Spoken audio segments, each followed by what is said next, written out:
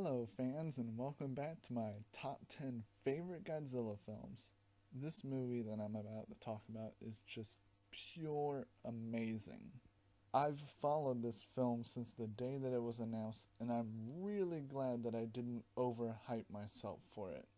Ladies and gentlemen, the movie we have always been wanting to see.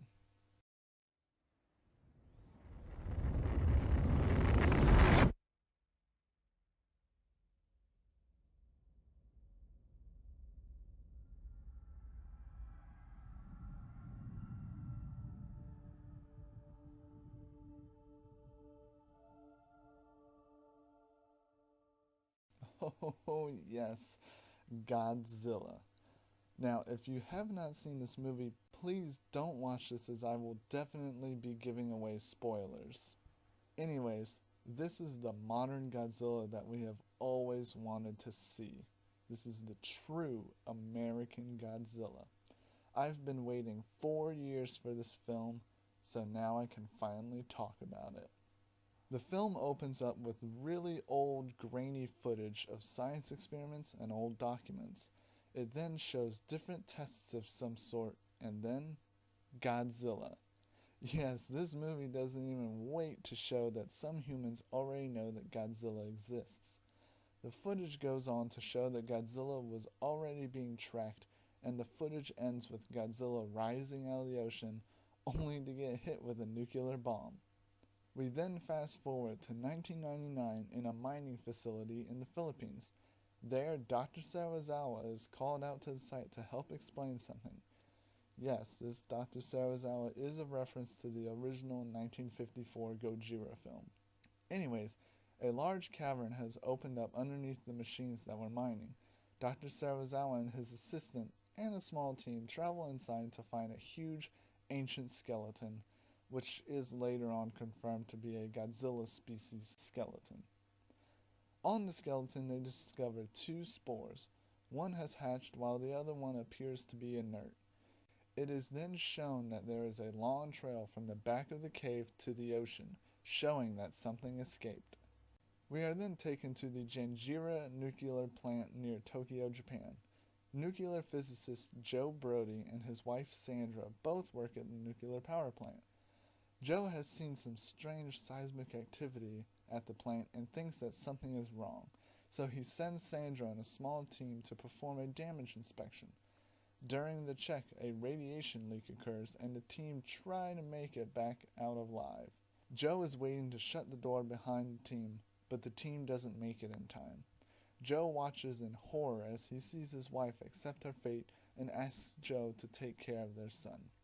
The Janira plant then collapses as their son Ford watches from his classroom at school. The city is then reported as being hit with a massive earthquake and the city is evacuated and quarantined due to nuclear pollution. 15 years pass and we see that Ford has grown up and is now an explosive disposal officer for the United States Navy. He then comes back to his home in San Francisco to see his wife and son. In the middle of getting it on, celebrating, his wife Elle gets a call that Joe was arrested in Japan for entering the quarantine zone. Ford then flies to Japan to get his father out of jail. Joe then explains that he can't just let Sandra's death go, because he sent her down for the damage check, and she died because of it. Joe wants to go to their old home and get some of the data from the event that he saved. He wants to prove that the government is covering the accident up. Ford then finally agrees to travel with Joe to the quarantine zone. There, Joe discovers that the air is not polluted anymore, as he sees wild dogs just running around. After getting home and recovering the data disks, Joe and Ford notice that the power plant lights are on. The police then arrive and arrest both of them, but since they're both contaminated with radiation, as the police are trained to believe, they then take Joe and Ford to the power plant for a radiation cleanse. As they enter the plant, they see a large chrysalis similar to what was seen in the Philippines in the beginning of the movie. Ford is then questioned by the authority there, and Dr. Sarazawa is seen there observing. Then the chrysalis appears to be done feeding on what little nuclear pollution was left and hatches. A giant creature kind of insect in nature, begins destroying everything around it so that it can escape. Joe is then badly hurt by the destruction. The creature then sprouts wings and flies away. The military then arrives and takes control of Operation Monarch and takes Dr. Serizawa's crew, including Joe and Ford Brody. In transport to a ship, Joe dies on the helicopter. Dr. Serizawa then reveals the intentions of Operation Monarch. He says that they have known about monsters for many years, but never wanted to kill them for fear of nuclear radiation spreading through the air. These creatures used to roam the land, but after most of the nuclear energy on the surface disappeared, the creatures needed to adapt to live underwater and underground, closer to the Earth's core. One such creature they previously discovered was Godzilla, or as Dr. Serizawa pronounces it, we call him Godzilla. Godzilla was woken up in 1954 by a Russian military submarine accident. The US and Russians used nukes to attempt to kill Godzilla and covered them up as atomic tests. The creature that just attacked is now given the name of Muto, which is an acronym for Massive Unidentified Terrestrial Organism. It was awoken in the Philippines and then burrowed to the nearest nuclear plant, the Janira plant, where it then cocooned itself until it matured into an adult. Dr. Serizawa then explains that the Mutos are a parasitic creature that feed on much larger prey, and they actually may have hunted Godzillas in the past. He believes that Godzilla will rise and will kill the Muto. Ford is then taken to Honolulu to take a plane back home. The U.S. Navy Special Forces are then sent out on a foot pursuit for a nuclear signal coming from a forest on the island. They discover a missing Russian nuclear sub, but then they also find the Muto devouring the nuclear missiles. While being attacked, it uses its power, an electromagnetic pulse, which causes all electrical things in its field to stop working. We are then showed the coast, where the ocean is disappearing, which is the first sign of a tsunami. We then see Godzilla's spine sticking out of the water as he rushes for the beach. When Godzilla arrives, he pushes the water forward so much that he creates a tsunami and kills hundreds of people. The Muto is then at an airport where it destroys a helicopter that sets off a chain reaction of explosions. And then...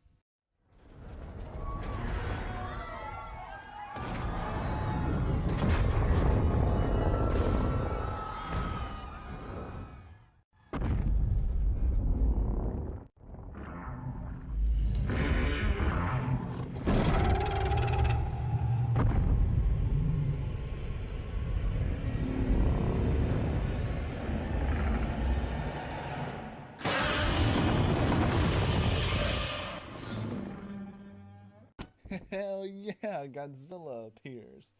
By the way, I love that this person points like, does anyone else see what I'm seeing? The incredibly short fight between Godzilla and the Muto is broadcast on television and the general public is surprised. Serizawa then looks at the data and sees that the Muto sent out an echolocation signal, which is why Godzilla showed up in the first place. But then they realized that the Muto wasn't calling out to Godzilla, which would be weird calling out to someone who's going to murder you. It was actually calling for something else. They then asked the military to check out the dormant spore, which was stored in Mount Yucca in Nevada, where all nuclear waste goes. Turns out the spore hatched and we have another Muto on our hands, but this one is much larger and has no wings.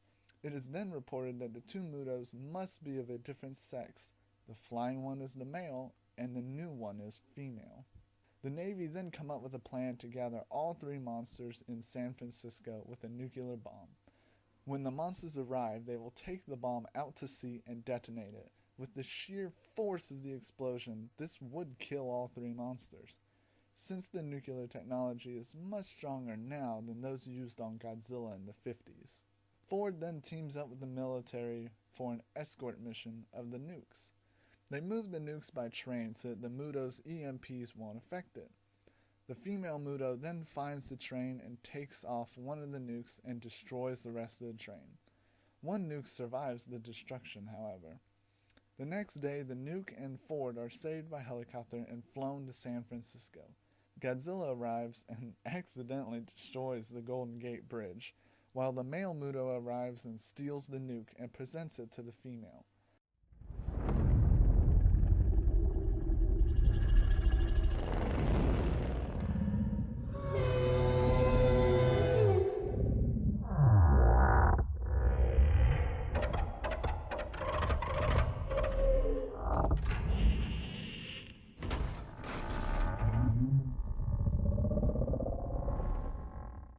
After mating, a nest is created underground. The military make a plan to perform a halo jump to enter the nest, steal the warhead, and disarm it. The Mutos have no choice but to abandon their nest, however, to fight Godzilla. The troops then get the warhead and attempt to disarm it. Turns out the controls are sealed, so they then decide to get the warhead on a boat and as far away from the coast as possible. As the troops leave the nest, Ford then decides to destroy the nest with a damaged fuel truck. The nest blows up and grabs the attention of the Mutos. The female Muto is pissed off and finds out that it was Ford, but then Ford is surprisingly saved by Godzilla.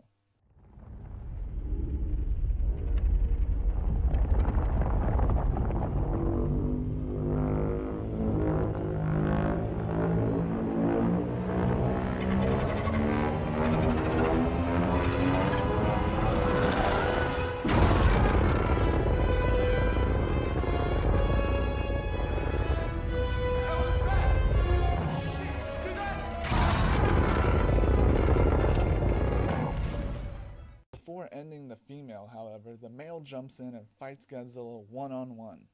Godzilla then impales the male on the structural frame of a building and kills it. But Godzilla isn't too smart, as then this causes the building to collapse onto him. The female then awakens and goes after the warhead. She is then distracted by heavy fire from the troops as Ford gets onto the boat and then proceeds to drive the boat out to sea. Well, the female kills all the troops and then releases an EMP to stop Ford. She then leads in to kill Ford, who then draws his pistol, as if that's gonna do anything. The female suddenly stops though. It seems that Godzilla sneaked up behind the Muto and then delivers the final blow.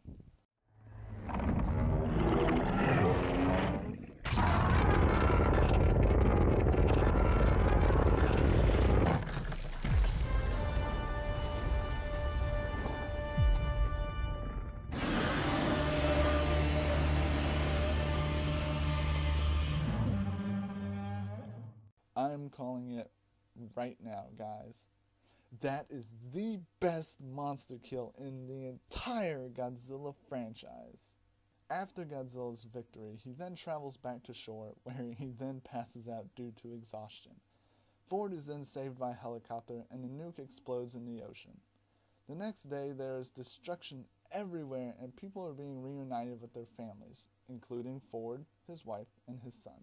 Godzilla then wakes up and shakes off all the debris. The city rejoices as Godzilla appears to be the savior of the city and the king of the monsters.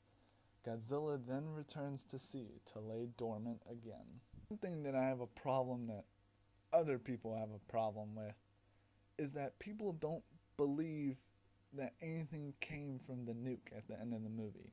Now, I think that's bullcrap, because, when Godzilla awakens at the end of the movie, he's covered in debris. Well, just from falling over, he wouldn't be covered in debris. That wouldn't have all stayed on him or anything. So, the nuke did go off, so I believe that some of the city near the coast really was damaged by the nuke. But, I have a theory, two possible theories of why there wasn't any nuclear contamination in the air. I think that one, all the nuclear radiation from the nuke was absorbed by the Muto eggs. Therefore, it was just a regular bomb, no nuclear energy. But if they didn't absorb all the radiation, then when the nuke went off, Godzilla then absorbed what was left and got into the air, and that's why he awoke so quickly after his victory, after passing out. Just my thoughts.